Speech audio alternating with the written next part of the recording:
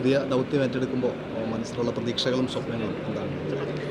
പ്രതീക്ഷകളും സ്വപ്നങ്ങളെന്ന് പറയുന്നത് ഞാനിപ്പോൾ ചെയ്തുകൊണ്ടിരിക്കുന്ന ശുശ്രൂഷ തന്നെ തുറന്നുകൊണ്ട് പോകുന്നു എന്ന് തന്നെയാണ്. സഭയുടെ ശുശ്രൂഷ നമുക്കറിയാമല്ലോ, ഒത്തിരിയേറെ കാര്യങ്ങൾ നമുക്ക് ചെയ്യേണ്ടതായിട്ടുണ്ട്. അതൊരു ശുശ്രൂഷാ മേഖലയിലായിക്കൊള്ളട്ടെ, അജപാലന മേഖലയിലായിക്കൊള്ളട്ടെ, അതുപോലെ തന്നെ നമ്മളുടെ മറ്റു മേഖലയിലായിക്കൊള്ളട്ടെ, എവിടെയായാലും നമ്മൾ ചെയ്യേണ്ട ശുശ്രൂഷകൾ ഒത്തിരിയേറെയുണ്ട്. നമുക്കറിയാം, കാലത്തിനൊത്ത് മാറുന്ന ഒരു സാഹചര്യം നമ്മുടെ സഭയിൽ നമുക്കുണ്ടാകുന്നുണ്ട്. മാറ്റങ്ങൾ ഉൾക്കൊണ്ടുകൊണ്ട് തന്നെ സഭ മുന്നോട്ട് പോകേണ്ടതായിട്ട്. പ്രത്യേകിച്ച് നമുക്കറിയാം, യുവജനങ്ങളുടെ കാര്യത്തിൽ നമുക്ക് ഇന്ന് നേരിടുന്ന വലിയൊരു പ്രതിസന്ധിയുണ്ട്. കാരണം നമുക്കറിയാം, നമ്മുടെ പള്ളികളിലൊന്നും യുവജനങ്ങളില്ല. ഉണ്ടെങ്കിൽ തന്നെ പള്ളിയോട് ചേർന്ന് വരാനോ അടുത്ത് വരാനോ അവർക്ക് പലപ്പോഴും മാറി നിൽക്കുന്ന സാഹചര്യം ഉണ്ടാകുന്നു. എന്തുകൊണ്ട് എന്ന് ചോദിച്ചാൽ നമുക്കാർക്കും അറിയത്തില്ല. ഇതിൻ്റെ കാരണങ്ങൾ പലതാകാം.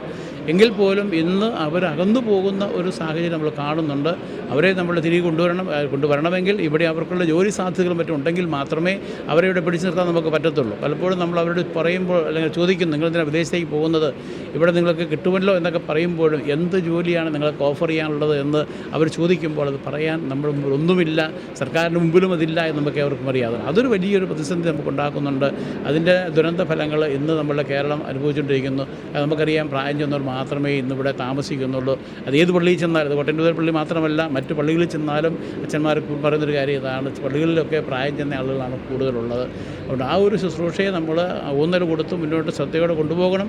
അത് ഒത്തിരി നാളത്തേക്ക് നിൽക്കത്തില്ല. നമുക്കൊരു 10-15 കൊല്ലത്തേക്ക് കഴിയുമ്പോഴേക്കും പിന്നെ ഈ ഒരു മേഖലയും മാറിക്കൊണ്ടിരിക്കുക. അപ്പോൾ സ്വാഭാവികമായിട്ടും ഇത് നമ്മൾ പ്രത്യേകമായിട്ട് മുന്നിൽ കാണണം, ഒരു പരിഗണന ആ ഒരു കാര്യത്തിൽ കൊടുക്കണം എന്ന് വിചാരിക്കുന്നു. കോട്ടയം അതിരൂപതയ്ക്ക് പുതിയൊരു സഹായമത്താനം ലഭിക്കുമ്പോൾ ക്നാനായ സമുദായം കൂടി സവിശേഷമായൊരു പ്രതീക്ഷയിലാണ്, പ്രത്യാശയിലാണ്, സന്തോഷത്തിലാണ്. ആ സമുദായത്തിൻ്റെ ഏകോപനവും ഒരു പുതിയ ദിശാബോധവും ഒക്കെ പകരാൻ ഈ നിയമനം കാരണമാകുന്നു എന്നാണ് പ്രതീക്ഷിക്കുന്നത്. സമുദായത്തെ സംബന്ധിച്ചിടത്തോളം ഒത്തിരിയേറെ പ്രശ്നങ്ങൾ ഉണ്ടായിട്ടുമുണ്ട്. എങ്കിൽ പോലും അതിലേക്ക് അതിജീവിച്ചുകൊണ്ട് ഇത്രയും നാളുകൾ 345 കേരളത്തിലേക്ക് വന്നതാണ്. അത് ഇന്നുവരെയും അത് ആ രീതിയിൽ തന്നെ മുന്നോട്ട് പോകാൻ നമുക്ക് സാധിച്ചിട്ടുണ്ട്. ചില പ്രശ്നങ്ങളൊക്കെ ഇടയ്ക്കൊക്കെ ഉണ്ടാകുന്നുണ്ടെന്നത് യാഥാർത്ഥ്യമാണ്. പക്ഷേ എങ്കിലും അതിനെയൊക്കെ അതിജീവിച്ചുകൊണ്ട് മുന്നോട്ട് പോകുവാൻ എപ്പോഴും സാധിക്കുന്നുണ്ട്. എല്ലാവരെയും ചേർത്ത് നിർത്തിക്കൊണ്ട് പോകാൻ നമുക്ക് സാധിക്കുക.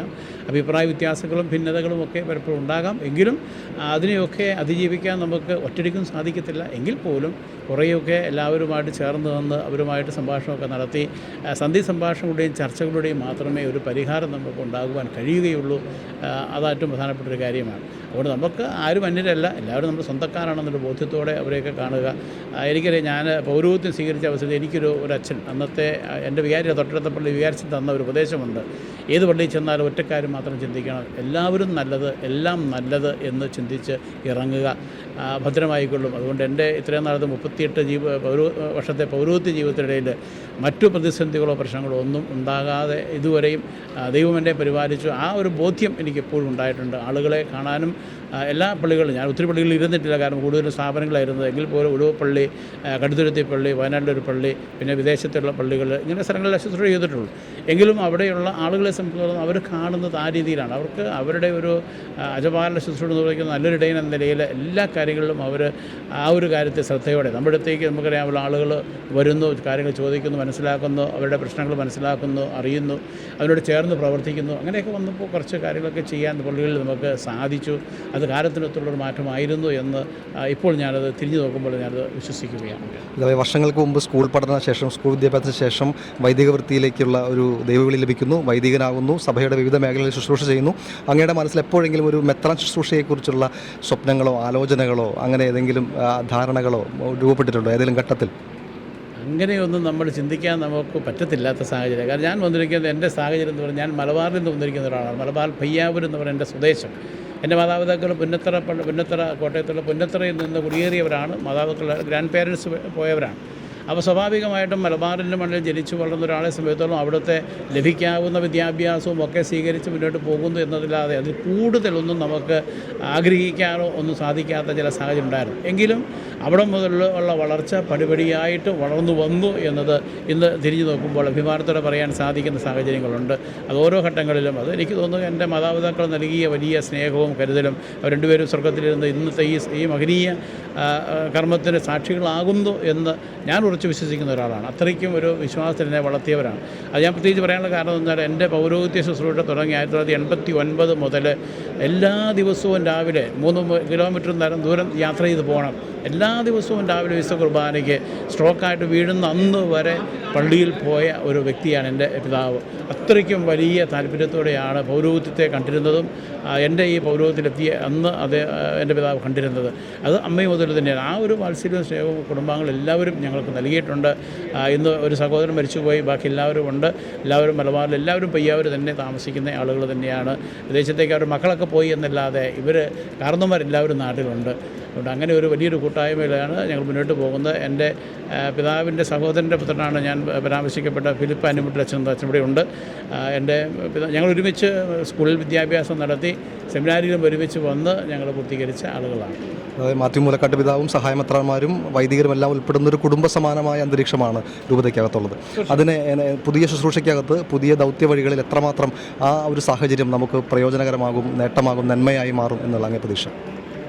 നമുക്ക് എല്ലാവരെയും ഒരുമിച്ച് കൊണ്ടുപോകുന്ന ഒരു പ്രക്രിയ വരുമ്പോഴേക്കും നമുക്കെല്ലാവരും നമുക്കറിയാമല്ലോ, എല്ലാവർക്കും അവരുടേതായ നിലപാടുകളും ചിലപ്പോൾ അഭിപ്രായ വ്യത്യാസങ്ങളോ ഭിന്നതകളൊക്കെ ചിലപ്പോൾ ഉണ്ടാകാം. എങ്കിൽ പോലും അതൊക്കെ ഒരു താൽക്കാലികമായിട്ട് തന്നെ കണ്ടാൽ മതി.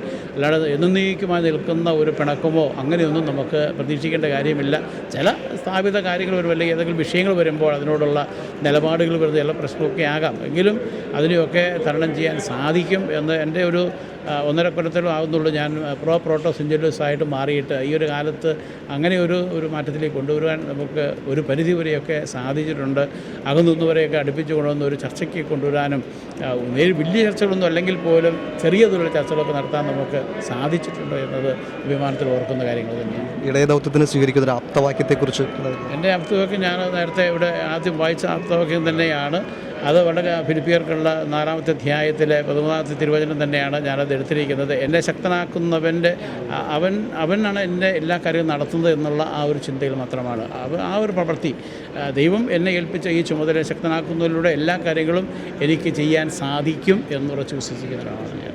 ഒറ്റ ചോദ്യം പിതാവേ, നമ്മൾ പുതിയ തലമുറയ്ക്കകത്ത് പുതിയ കാലത്ത് ഈ അജപാലന ശുശ്രൂഷ, മെത്രാൻ ശുശ്രൂഷയ്ക്ക് നേരിടുന്ന പ്രധാന പ്രതിസന്ധിയാണ് സഭയിൽ നിന്ന് കൂടുതൽ ആളുകൾ അല്ലെങ്കിൽ വിദേശത്തേക്ക് പോകുന്നതും പ്രവാസ കുടിയേറ്റവുമല്ല. പ്രത്യേകിച്ച് യുവജനങ്ങൾ വിശ്വാസപരമായ കാര്യങ്ങൾ, ആത്മീയമായ കാര്യങ്ങളിൽ താല്പര്യം കുറഞ്ഞു പോകുന്നു എന്നുള്ള ആശങ്കയും പരാതികളും വ്യാപകമായിട്ടുണ്ട്. എങ്ങനെയായിരിക്കും ഈ പുതിയ ദൗത്യത്തിൻ്റെ അകത്ത് പിതാവ് അതൊരു സാഹചര്യത്തെ അഡ്രസ്സ് ചെയ്യുക? യുവജനങ്ങളുടെ നമുക്ക് വിശ്വാസം കുറയുന്നു എന്ന് ചോദിച്ചാലല്ല, അതിനേക്കാൾ ഏറെ ഉപരിയായിട്ട് ഇപ്പോൾ അവർക്ക് അവരുടെ ചില മേഖലകൾ നമുക്കറിയാം, അവർക്ക് ഇഷ്ടമുള്ള ചില മേഖലകളുണ്ട്. ആ മേഖലയിലേക്ക് അവരങ്ങ് പോകുന്നു എന്ന് വെച്ചാൽ പള്ളിയിൽ വരാനോ താല്പര്യമില്ലാഞ്ഞിട്ടൊന്നുമല്ല. പള്ളിയിലൊക്കെ വരും, അത്യാവശ്യ കാര്യങ്ങൾ, പിന്നെ അവർക്കൊരു ജീവിതത്തിൻ്റെ ഭാഗമായിട്ട് അതങ്ങോട്ട് മാറുന്നില്ല എന്ന് ഒരു പക്ഷേ വേണമെങ്കിൽ നമുക്ക് പറയാം. പക്ഷേ നമുക്കറിയാമല്ലോ, ആളുകൾ പലപ്പോഴും കൂടുന്നത് മറ്റ് സമ്മേളനങ്ങൾ വരുമ്പോൾ ആളുകൾ കൂടും. പള്ളിയിലെ ശുശ്രൂഷ ഇനി വന്നാൽ തന്നെയും ചിലപ്പോൾ അവർ വരുമ്പോൾ അല്പസമയം താമസിച്ചൊക്കെ വരും. അങ്ങനെയൊക്കെ വരുന്ന സാഹചര്യം ഉണ്ടെങ്കിൽ പോലും അവർക്ക് ആത്യന്തികമായിട്ട് ബേസിക്കലി വിശ്വാസമൊക്കെ ഉള്ളവർ തന്നെയാണ്. അവരെ നമ്മൾ ഒന്നുകൂടി പോളിഷ് ചെയ്തെടുത്താൽ കുറച്ചുകൂടെ മെച്ചപ്പെട്ട് കൊണ്ടുപോകാൻ നമുക്ക് സാധിക്കും എന്നാണ് എനിക്ക് തോന്നുക. അവരെ ആ രീതിയിൽ നമ്മൾ കൂടെ നിർത്താൻ പരിശ്രമിക്കുക എന്നുള്ളതാണ്. വിശ്വാസത്തിൽ പിതാവിനെ ആത്മീയജീവിതത്തിൽ അജപാലന പ്രവർത്തനങ്ങളിൽ ദൃഢപ്പെടുത്തിയ ഒരു ജീവിതാനുഭവം ഹ്രസ്വമായി അങ്ങ് പങ്കുവയ്ക്കാനുണ്ടാവും? അങ്ങനെ ഒരു ദൃഢപ്പെടുത്തിയ അനുഭവത്തിൽ പറയാനല്ല, എനിക്ക് അങ്ങനെ ഒരു ചാഞ്ചാട്ടം എൻ്റെ ജീവിതത്തിൽ ഇതുവരെ ഉണ്ടായില്ല. ഈ 38 കൊല്ലത്തെ പൗരോഹിത്യ ജീവിതത്തിൽ അങ്ങനെ ഒരു ചാഞ്ചാട്ടം എനിക്ക് ഉണ്ടായിട്ടില്ല. കാരണം ഞാൻ വളർന്നു വന്ന സാഹചര്യം അങ്ങനെയാണ്, പണിയെടുത്ത് ജീവിച്ച ഒരാളാണ്. പ്രത്യേകിച്ച് നമുക്കറിയാം, അവിടെ മലബാറിൽ ഭൂസ്വത്തുണ്ടായിരുന്നു. 25 ഏക്കർ സ്ഥലമുള്ള ഭൂസ്വത്തുള്ള സ്ഥലത്ത് വരുമ്പോഴത്തേക്ക് മിക്കവാറും അവധി ദിവസങ്ങളിലൊക്കെ ഞങ്ങൾക്ക് പണിയാണ്. പണിയൊക്കെ കഴിഞ്ഞ് കിട്ടുന്ന സമയങ്ങളിൽ മാത്രമേ പഠിക്കാൻ ശകലം കിട്ടത്തുള്ളൂ. ഒത്തിരി സമയം പഠിക്കാനൊന്നും കിട്ടത്തില്ല. പണി കാര്യങ്ങൾ, ആടുമാടുകൾ തീറ്റുക പരിപാടികൾ, ഇതൊക്കെയാണ് ഞങ്ങളുടെ ഏറ്റവും പ്രധാനപ്പെട്ട കാര്യങ്ങൾ. അന്നൊന്നും നമ്മളിങ്ങനെ ഒരു പൗരോഹിത്യ ശുശ്രൂഷ വരുമെന്നോ ഇതൊന്നും നമ്മൾ ചിന്തിച്ചിട്ട് പോലുമില്ല.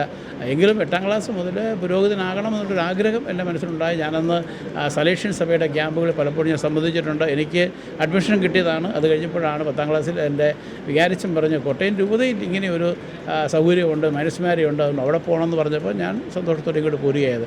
ആ തുടർച്ചയിലാണ് ഇങ്ങോട്ട് പോകുന്നത്. സന്തോഷം പിതാവേ. പുതിയ ദൗത്യത്തിന് എല്ലാവിധ ആശംസകളും പ്രാർത്ഥനകളും തരുന്നു. Thank you.